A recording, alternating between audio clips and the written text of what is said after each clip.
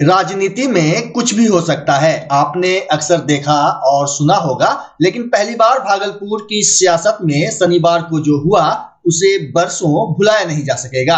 एक phone call आया और बिना पर्चा भरे निर्दलीय चुनाव लड़ने की ताल ठोक रहे बीजेपी नेता अरिजीत शाश्वत चौबे नामांकन स्थल से फौरन लौट गए।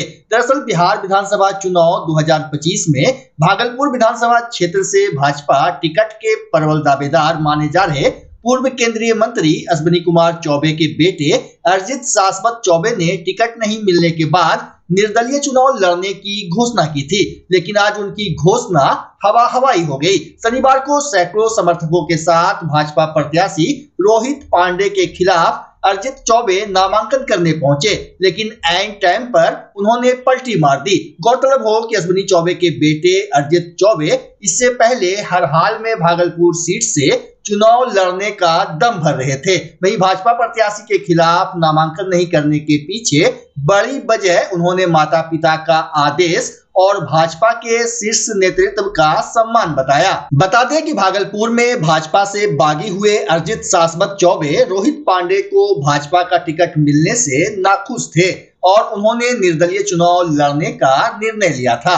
इसके लिए अरिजीत बाजाप्ता सीएमएस स्कूल मैदान से एसडीओ कार्यालय तक नामांकन के लिए भी निकले, लेकिन एसडीओ कार्यालय पहुंचकर अचानक उन्होंने नामांकन नहीं करने का फैसला लिया। उन्होंने कहा कि माता पिता और भाजपा नेतृत्व के आदेश के कारण उन्होंने नामांकन नहीं कराया।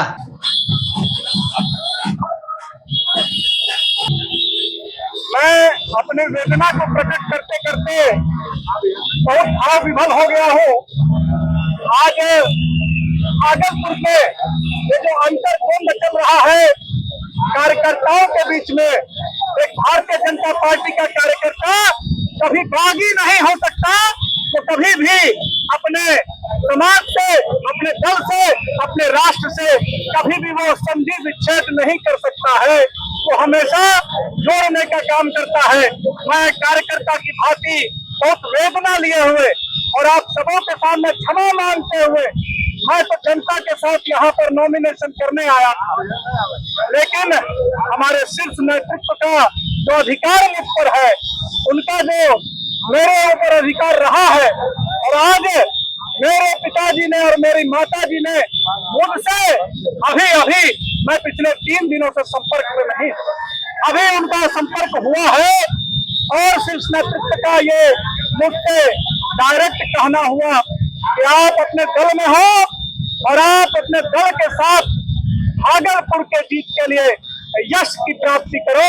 हमारे पिताजी की बातों को, जिन्होंने यहाँ 25 वर्ष तक सेवा किया है, भागलपुर के जीवंत बनाने के लिए, भागलपुर को आगे बढ़ाने के लिए और भागलपुर को विश्व कीर्ति फैलाने के लिए मैं उन्हें नमन करते हुए और यहाँ पर नॉमिनेशन करने आया था। मेरे 10 प्रस्तावक भी यहाँ पर हैं मेरे साथ, लेकिन मैं भागलपुर की जनता के विचारों से उत्प्रेरित होते हुए, उनका श्रद्धा करते हुए, उनके सामने समर्पित भाव से आज एक कार्यकर्ता के रूप में अपने आप को आपके सामने झुक करके, प्रणाम करके, माफी मांग के, नतमस्तक होकर के, यह वेदना के साथ, लेकिन हमारा शीर्ष नेतृत्व का आदेश सिर आंखों पर है। मेरे पिताजी माताजी ने मुझसे ये त्याग करने मुझे कहा है और मैं ये त्याग आप सबों के समक्ष कर रहा हूँ। ये नामांकन मैं यहीं पर वापस ले रहा हूँ।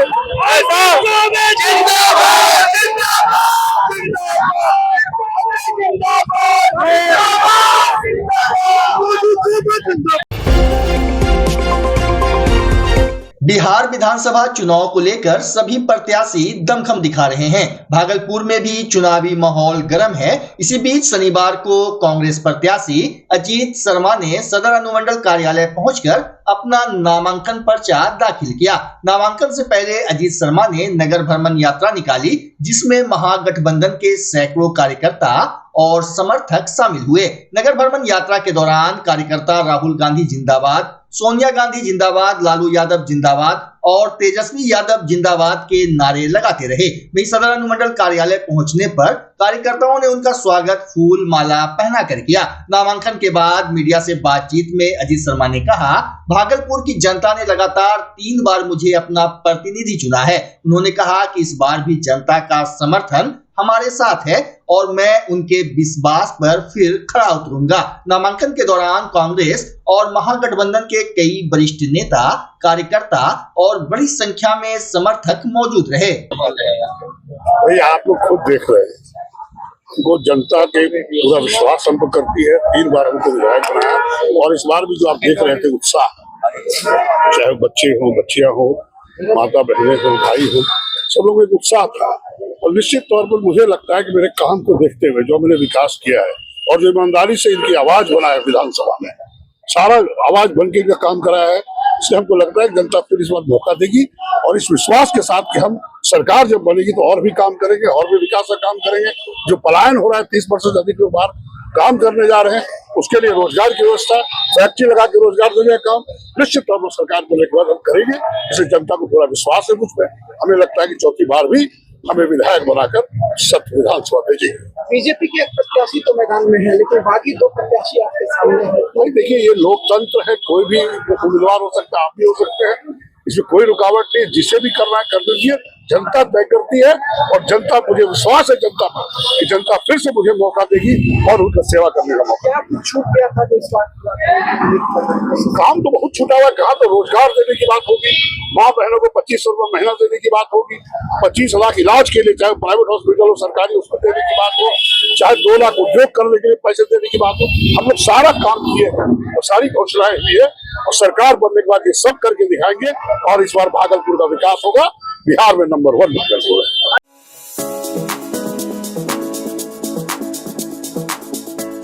बिहार की राजनीति में चुनावी समीकरण बदलने लगे हैं। महागठबंधन और एनडीए के बीच जंग के बाद अब असदुद्दीन ओवैसी की पार्टी एआईएमआईएम ने भी अपने पत्ते खोल दिए हैं। बता दें कि ओवैसी की एंट्री से कई सीटों पर मुकाबला दिलचस्प होने वाला है। इस बार बिहार विधानसभा चुनाव में असदुद्दीन ओवैसी की party all India Majlise Ittehadul Muslimeen के कई प्रत्याशी चुनावी मैदान में दमखम के साथ उतर गए हैं। इसी कड़ी में नाथनगर विधानसभा 158 से आज एआईएमआईएम के प्रत्याशी मोहम्मद इस्माइल ने पर्चा दाखिल किया। शाहजंगी मेला मैदान से उनका काफिला सीधे जिला समाहरणालय तक पहुंचा। एआईएमआईएम प्रत्याशी के नामांकन में काफी संख्या में नाथनगर विधानसभा क्षेत्र की जनता और युवा शामिल हुए। नॉमिनेशन के दौरान मोहम्मद इस्माइल के साथ एआईएमआईएम के जिला अध्यक्ष हाजी शाहीन, जफर मुस्तफा, मुजफ्फर मुस्तफा, जौहर शाहिद, मोहम्मद परवेज, अधिवक्ता गौरव पांडे, राजीव सिन्हा, राजेश पासवान, राहुल कुमार समेत पार्टी से जुड़े दर्जनों नेता और कार्यकर्ता मौजूद रहे। हम लोग नॉमिनेशन कराने आए हैं और ये कहने आए हैं यहाँ की जो चाटुकार जो है यहाँ में सरकार, उससे कि अब जाग उठे हैं दीवाने, ये बज़्म जहाँ महकाएंगे, या तो शान से जी लेंगे या जाम शहादत पी लेंगे, गुलामी की जिंदगी नहीं जिएंगे। नाथनगर विधानसभा में अभी मैंने कहा कि वहाँ समस्या नहीं, समस्याओं का अंबार है, हम उससे छुटकारा दिलाने का काम करेंगे। खीरीवान जैसे पंचायत में जो हाईवे के किनारे है, वहाँ सुरक्षा का कोई जो इंतजाम नहीं है। ये भी नीतीश बाबू आए थे, उन्होंने कहा कि खीरीवान से पुरैनी तक हमने नल का पाइप और जल का जाल बिछा दिया। अरे पाइप तो बिछा दिया अपने चाटुकारों को रुपया खिलाने के लिए, क्या उस पाइप में पानी भी आता है? आज भी खीरीवान से लेके पुरैनी तक की जनता प्यास से करा रही है, अपने हैंडपंप से और अपने बुनियाद पर पानी का इंतजाम कर रही है। हम इस समस्या से समाधान दिलाएंगे। जी हाँ, बिल्कुल। अभी ये हम लोग जो एमआईएम के यहाँ पर जो सिपाही यहाँ मौजूद हैं, ओवैसी साहब की सिपाही यहाँ पर सारे मौजूद हैं। यहाँ नाथनगर से इस्माइल साहब को पर एतमाद किया गया है और इस एतमाद की बुनियाद पर हम लोग नॉमिनेशन कराने आए हैं। नॉमिनेशन होगा और उसके बाद इंशाल्लाह यहाँ पर जीत का परचम लहराएगा और जो वो पार्टी जो इंडिया गठबंधन में जो अहंकार था, उनका अहंकार भी तोड़ने का काम किया जाएगा। कि उन्होंने जितना अहंकार दिखाया था कि अगर एमआईएम हमें जिताना चाहती है, अगर एमआईएम भाजपा को या इस तरह की दलों को रोकना चाहती है, तो एमआईएम को चाहिए कि वो चुनाव के मैदान से बाहर निकल जाए। चुनाव छोड़ करके भी मदद किया जा सकता है। तो हम उन लोगों को ये बताना चाहते हैं कि आपने एक मशवरा हमें दिया था, लेकिन अब हम लोग एक मशवरा दे रहे हैं। वो मशवरा ये है कि आपका जो सपना है मुख्यमंत्री बनने का, जो 10 साल से आप मुख्यमंत्री बनने का सपना देखते चले आ रहे हैं, अगर आप चाहते हैं कि आपका वो सपना साकार हो जाए, तो हम एक मशवरा देते हैं पूरे इंटायर इंडिया गठबंधन को, खास करके तेजस्वी साहब को हम ये मशवरा देना चाहेंगे कि अगर आप वाकई मुख्यमंत्री बनना चाहते हैं तो उसके लिए ज़रूरी है कि आप हर वो सीट जहां से एमआईएम अपना कैंडिडेट उतार रहा है, आप अपने कैंडिडेट को विड्रॉ कर लीजिए, तो आप मुख्यमंत्री बन जाएंगे, वरना मुख्यमंत्री बनने का सपना आपका सपना ही रह जाएगा। मेरा नाम जफर मुस्तफ़ा है। मैं नाथनगर विधानसभा का पूर्व प्रत्याशी भी रहा हूं। 2020 में मैंने नाथनगर विधानसभा से विधायक का चुनाव लड़ा है, और अभी एमआईएम के साथ जो एमआईएम ने हम लोगों पर जो एक जिम्मेदारी डाली है, उस जिम्मेदारी को निभाने के लिए हम उस काफिले के साथ आए हैं, और इस काम को कंप्लीट करना है और इस जिम्मेदारी को पूरा करना है। भागलपुर में स्वतंत्र, निष्पक्ष एवं शांतिपूर्ण वातावरण में चुनाव संपन्न कराने को लेकर आज टाउन हॉल में सेक्टर पदाधिकारियों एवं सेक्टर पुलिस पदाधिकारियों का प्रशिक्षण आयोजित किया गया। इस अवसर पर जिला निर्वाचन पदाधिकारी सह जिलाधिकारी डॉक्टर नवल किशोर चौधरी ने कार्यक्रम में उपस्थित सेक्टर पदाधिकारियों एवं पुलिस पदाधिकारियों को संबोधित करते हुए कई निर्देश दिए। उन्होंने कहा कि बूथ स्तर पर शांतिपूर्वक चुनाव संपन्न कराने की जिम्मेदारी सीधे सेक्टर पदाधिकारियों की होती है। इसके लिए उन्हें बूथ स्तर पर सभी प्रकार की तैयारियों को सुनिश्चित कर लेना चाहिए। वहीं वरीय पुलिस अधीक्षक हृदय कांत ने कहा कि शांतिपूर्ण और निष्पक्ष मतदान कराना हमारी प्राथमिक जिम्मेदारी है। इसके लिए बूथ स्तर पर सुरक्षा और अन्य विषयों के बारे में पूरी जानकारी एकत्रित कर लें। उन्होंने कहा कि मतदान केंद्र के बाहर भी कोई मतदान को बाधित न करे, यह भी सुनिश्चित कर लेना होगा। इस अवसर पर नवगछिया की पुलिस अधीक्षक प्रेरणा कुमार ने कहा कि संवेदनशील मतदान केंद्रों और असामाजिक तत्वों पर विशेष नजर रखना होगा। वहां के स्थानीय लोगों से संपर्क करते हुए वहां कड़ी निगरानी रखने की आवश्यकता है।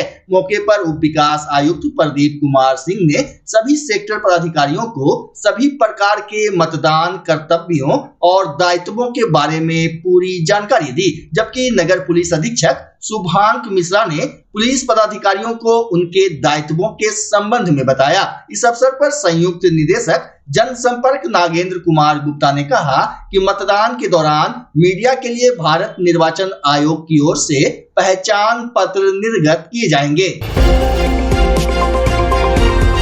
भागलपुर जिले के कहलगांव विधानसभा क्षेत्र से जदयू प्रत्याशी शुभानंद मुकेश ने आज अपना नामांकन पर्चा दाखिल किया। नामांकन कार्यक्रम के दौरान माहौल पूरी तरह चुनावी रंग में रंगा नजर आया। इस मौके पर उत्तर प्रदेश के उप मुख्यमंत्री केशव प्रसाद मौर्य भी कहलगांव पहुंचे और शुभानंद मुकेश के समर्थन में कार्यकर्ताओं का उत्साह बढ़ाया। बता दें कि शुभानंद मुकेश पूर्व विधानसभा अध्यक्ष और कांग्रेस के वरिष्ठ नेता स्वर्गीय सदानंद सिंह के पुत्र हैं। नामांकन के दौरान बड़ी संख्या में जदयू और एनडीए कार्यकर्ता मौजूद रहे। वहीं शुभानंद मुकेश ने कहा कि वे अपने पिता के अधूरे सपनों को पूरा करने और कहलगांव को विकास की नई ऊंचाइयों तक पहुंचाने के लिए हर संभव प्रयास करेंगे। कहलगांव में जैसे माननीय मुख्यमंत्री जी ने बिहार को बदला है और माननीय प्रधानमंत्री ने देश को आगे बढ़ाया है, उसी इन्हीं के मार्ग में आगे बढ़ते हुए कहलगांव का नए स्वरूप में नए ढंग से काम करना है। और जिस तरह बिहार में नालंदा सब जानते हैं, मैं चाहूँगा कि कहलगांव को भी सभी लोग जाने, ऐसी मेरी कामना है। प्राथमिकता कहलगांव की क्या है? ये धार्मिक स्थली रही है, ये आध्यात्म स्थली रही है, इसको आगे बढ़ाना है। शिक्षा स्वास्थ्य को प्राथमिकता देना और किसानों के हित में काम करना। मुकाबला मैं मुकाबला की बात नहीं करूँगा, वो जनता तय करेगी। जनता को कहेंगे कि देखिए माननीय मुख्यमंत्री जी का किया हुआ काम आपके सामने है। मैं उनके पार्टी से हूँ, एक नुमाइंदा हूँ।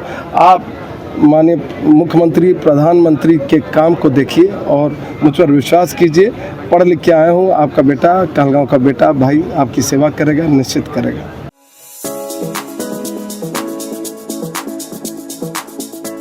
भागलपुर जिले के सुल्तानगंज विधानसभा क्षेत्र से एनडीए प्रत्याशी प्रोफेसर ललित नारायण मंडल ने शनिवार को अपना नामांकन पर्चा दाखिल किया। बता दें कि प्रोफेसर मंडल ने इस बार भी जदयू के चुनाव चिन्ह पर मैदान में हैं। बिहार का और विकास करके हम सुल्तानगंज विधानसभा का कितना ज्यादा विकास करें, हमारा यही मुद्दा होगा। मेरे प्रधानमंत्री के आशीर्वाद से और माननीय मुख्यमंत्री नीतीश कुमार के आशीर्वाद से हम बिहार को और आगे बढ़ाना चाहते हैं। जनता का कैसा आशीर्वाद है?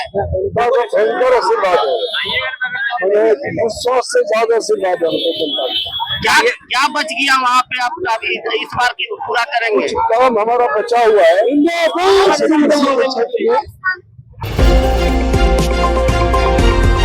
भागलपुर जिले के नाथनगर विधानसभा क्षेत्र से लोक जनशक्ति पार्टी आर के प्रत्याशी मिथुन यादव ने आज अपना नामांकन पर्चा दाखिल किया। नामांकन के दौरान एनडीए के सैकड़ों कार्यकर्ता और समर्थक बड़ी संख्या में मौजूद रहे। सदर अनुमंडल कार्यालय परिसर में मिथुन यादव के समर्थन में जमकर नारेबाजी हुई। मिथुन यादव जिंदाबाद और एनडीए की जीत तय है जैसे नारों से पूरा माहौल गूंज उठा। नामांकन के बाद मिथुन यादव ने कहा कि जनता का अपार समर्थन मिल रहा है और इस बार नाथनगर विधानसभा में एनडीए की ऐतिहासिक जीत तय है। देखिए, मैं नाथनगर प्रखंड का मैं बेटा हूँ और मैंने हर घर जा करके पहले भी मैंने सबका आशीर्वाद लिया और सबका काम और विकास किया। जो भी मैंने किया सबके हित के लिए किया और इसी उम्मीद और आशा से आज मुझे लगता है कि उससे भी ज्यादा हमको सेवा करने का मौका मिलेगा, ये मुझे पूर्ण विश्वास है। नाथनगर के विकास को लेकर क्या है मास्टर प्लान आपका, वैसे क्या सोचे हैं आप? देखिए, प्लान तो बहुत सारी है, लेकिन अभी जो परिस्थिति है हम नहीं बताएंगे, लेकिन जो हमने जिला परिषद अध्यक्ष के रूप में जितना काम किया उसके लिए हमें बहुत आशीर्वाद और सराहनीय मिल रहा है। और वैसे क्या प्लान है, अभी तो मैंने जिला परिषद अध्यक्ष मैं मात्र 1 साल में ही जितना किया उससे कई गुना ज्यादा मुझे करने की इच्छा है और मैं ये संकल्प लिया हूँ कि मैं एक ऐसा कार्य करूंगा कि मैं नहीं रहूं फिर भी मेरी चर्चाएं समाज में होती रहे। यानी कि नाथनगर विधानसभा कहीं न कहीं इस बार मजबूत दिखेगा। बिल्कुल हम लोग बहुत अच्छे मतों से विजयी होंगे। लोकप्रिय नेता, हम सबके लाडले प्रधानमंत्री नरेंद्र मोदी और बिहार की तकदीर और तस्वीर बदलने वाले ऐसे नीतीश कुमार, ये डबल इंजन की सरकार और जिन्होंने हम कह सकते हैं कि जहां देश की तकदीर और तस्वीर बदली, बिहार की भी तस्वीर बदली। और इस बार बिहार की जनता ने जो ठाना है 2/3 बहुमत से एक बार फिर एनडीए गठबंधन, और एनडीए गठबंधन इसलिए कि सड़कों का जाल, निर्बाध रूप से बिजली की आपूर्ति और जो सुशासन लाने का काम किया है, तो बिहार की जनता इस पर ठान के बैठी कि इस बार वो प्रचंड बहुमत आएगा कि एक एग्जाम्पल सेट होगा। तो निश्चित रूप से हम कह सकते हैं कि इस बार की लड़ाई अभूतपूर्व है और जो आंधी चल रही है सुनामी में तब्दील होगी।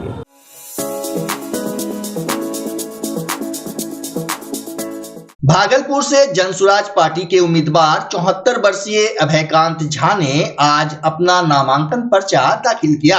बता दें कि अभयकांत झा सिविल कोर्ट के वरिष्ठ वकील हैं और पहले भागलपुर बार एसोसिएशन के अध्यक्ष भी रह चुके हैं। सर, मैं जनसुराज का उम्मीदवार हूँ।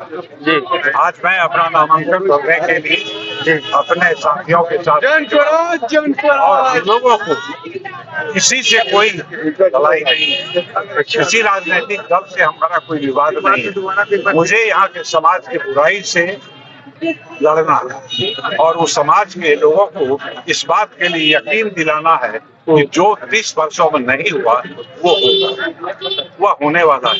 भागलपुर की जनता से आप क्या अपील करना मैं भागलपुर की जनता से यही अपील करना चाहता हूँ कि आप लोगों ने 20 वर्षों तक गैर राजनीतिक जितने भी राजनीतिक दल हैं उसको आपने मौका दिया, लेकिन उन्होंने आपको निराशा के अलावा कुछ मत दिया। हम लोगों ने यह संकल्प लिया है एक बार अपने बच्चों के लिए, अपने शहर के लिए, अपने शहर के सुरक्षा के लिए, अपने शहर के लोगों के स्वास्थ्य के लिए एक बार मतदाताओं से ये गुजारिश करेंगे कि 35 साल का शासन अब खत्म होना चाहिए, अब जन स्वराज का शासन आना चाहिए। जितनी बातें प्रशांत जी कह रहे हैं ये हम सब के फायदे के लिए है और हम जिसको वोट देते आए हैं, और आप देखें कि दोनों अब रिटायर एज में पहुंच गए, काफी उम्र हो गई है, अब उतना उनकी फिक्र नहीं है समाज के लिए। अब हम सबको एक नया जवान और पढ़ा लिखा और सही मानों में जो सियासत जानता है उसको हम सबको मिल करके वोट करना चाहिए और विजय बनाना चाहिए। बहुत बहुत धन्यवाद। बच्चा जब जन्म लेता है तो कई बार बच्चा तुरंत नहीं रोता है, रोने में देर हो जाता है। ऐसे में बच्चा क्षतिग्रस्त हो जाता है और उसके बचने की संभावना कम हो जाती है, और यदि बचा तो भविष्य में उसमें विकलांगता की समस्या आती है जिसे सीपी कहते हैं, जिसका कोई माकूल इलाज नहीं है और ज़िंदगी भर बच्चा विकलांगता से जूझ सकता है। ऐसे में पूरे संसार में कूलिंग थेरेपी का सहारा लिया जाता है। जन्म से ठीक 6 घंटा के अंदर यदि उसको कूलिंग थेरेपी दिया जाए तो उससे उसका सीपी की समस्या कम होती है और बचने की भी संभावना बढ़ती है। पहली बार बिहार झारखंड में आपके शहर के स्नेह नवजात शिशु बाल सेवा केंद्र में यह मशीन उपलब्ध है। कभी भी ऐसी बात हो कि बच्चा रोने में विलम्ब हो गया तो आप स्नेह नवजात शिशु बाल सेवा केंद्र में जरूर संपर्क करें।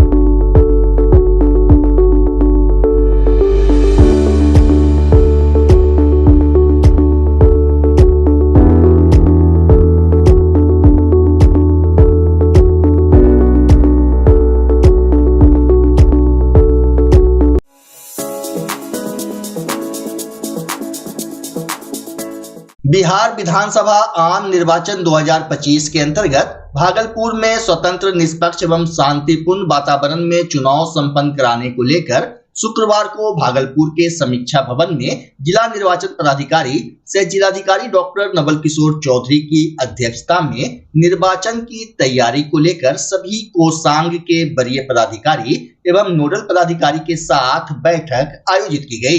बैठक में कार्मिक कोषांग के नोडल पदाधिकारी ने बताया कि 450 कर्मियों का नाम आज प्राप्त हुआ है। वहीं डीएम ने कहा कि उनके नियंत्रित पदाधिकारी के विरुद्ध निर्वाचन आयोग को रिपोर्ट किया जाए कि निर्वाचन कार्य में जानबूझकर व्यवधान उत्पन्न करने के उद्देश्य से कर्मियों का नाम विलंब से भेजा गया है।